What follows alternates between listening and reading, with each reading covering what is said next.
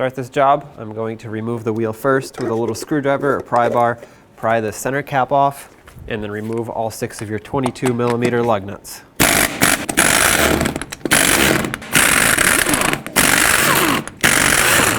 And go ahead and remove your wheel.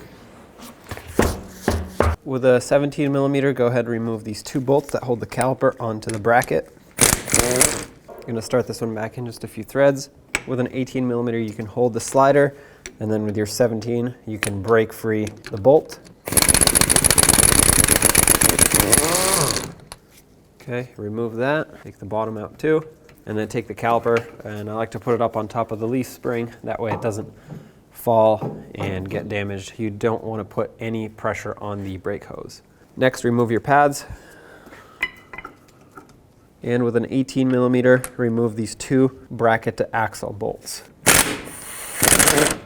Okay, leave that one in just a little bit. And remove your caliper bracket. Remove the rotor.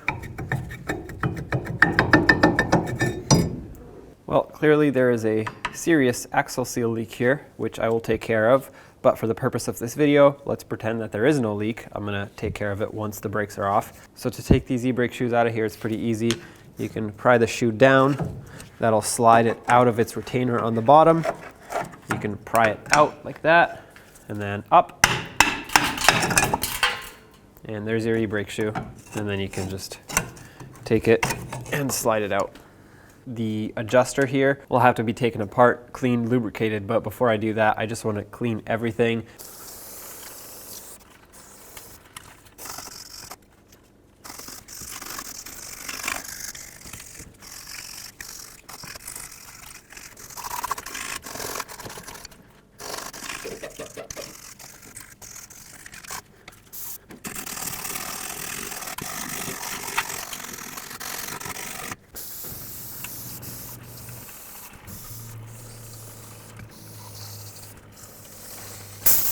Make sure you also clean the hub surface. You don't want any rust build up here. This one's actually really clean, but I'm gonna go over it with the wire brush just to ensure that every piece of debris is off. And then of course we'll coat it with some anti-seize to prevent any future rust from building.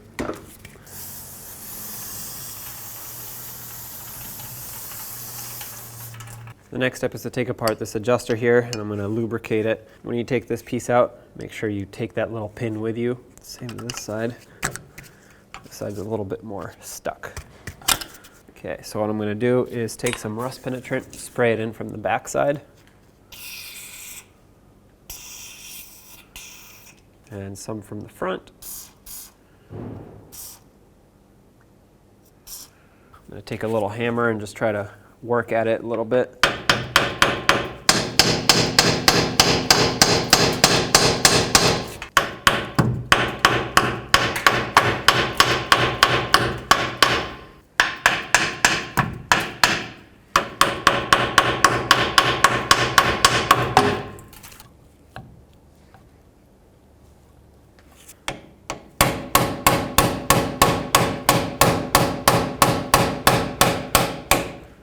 There we go.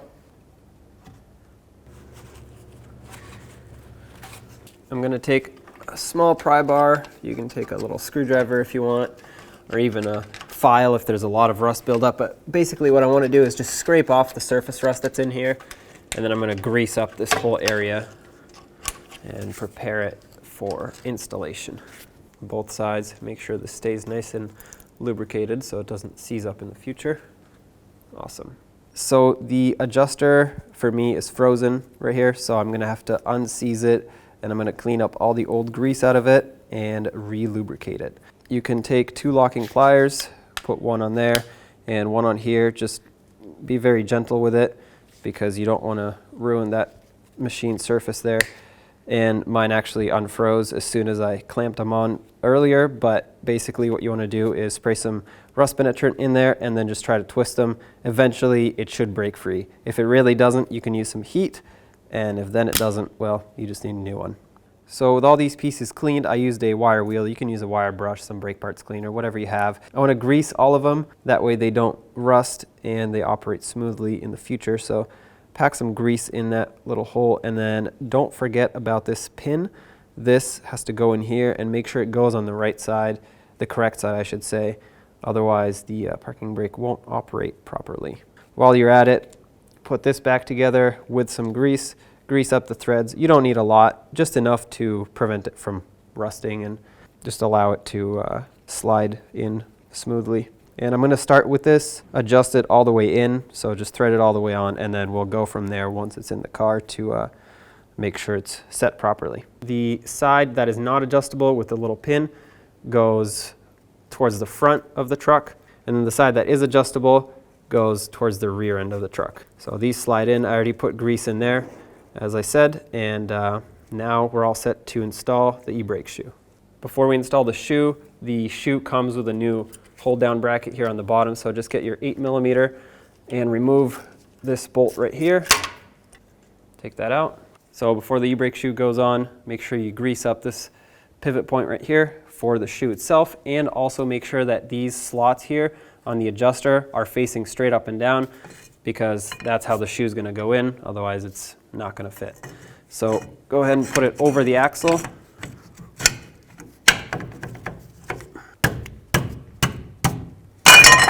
There you go.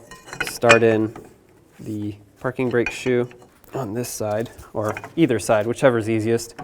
And then you want to basically just pry it down into place, slide it. You can use a little hammer to help it go down.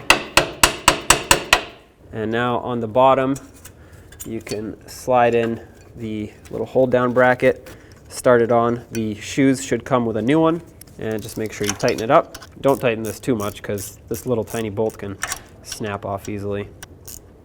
All right, that's nice and snug. Perfect. Now that the hub is clean, you want to spray it with some anti-seize, or you can apply the brush kind, just whatever you have. That'll ensure that no rust builds up and the rotor doesn't stick to it in the future. Go ahead and put your rotor on. Make sure it fits easily over the parking brake shoes, and make sure it fits all the way. If it doesn't, that means they're adjusted out too far, so you have to bring them back in. Now, to tell if they're adjusted properly, you want to spin the rotor, and you want to hear them just barely touch. You don't want any drag on them. These are not drum brakes, they're parking brake shoes. You want no drag, but you want to hear them just barely touch. If they touch and they have drag, like you need a lot of force to spin this wheel, it's too much. You need to back them off, and if they don't touch at all, you need to adjust them a little wider to spread these shoes. Otherwise, you apply the parking brake and nothing happens. Next, put your caliper bracket back on. I've cleaned up the bolts. They were a little rusty and had some old thread locker on. You can apply new thread locker if you'd like. Definitely not anti-seize. Start them on, and then I'm going to bottom them out and torque them to 148 foot-pounds. 148 foot-pounds for both of these.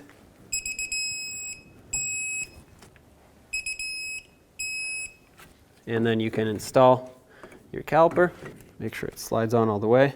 From the back side, you can start in your 2 bolts. I'm going to bottom these 2 out and then torque them to 31 foot-pounds. Slider's spinning, so I'm going to hold it with my 18mm wrench. And that's 2. Next, go ahead and put the wheel back on. Start on all 6 of your lug nuts, bottom them out, and torque them to 140 foot-pounds. In a cross pattern, torque them to 140 foot-pounds.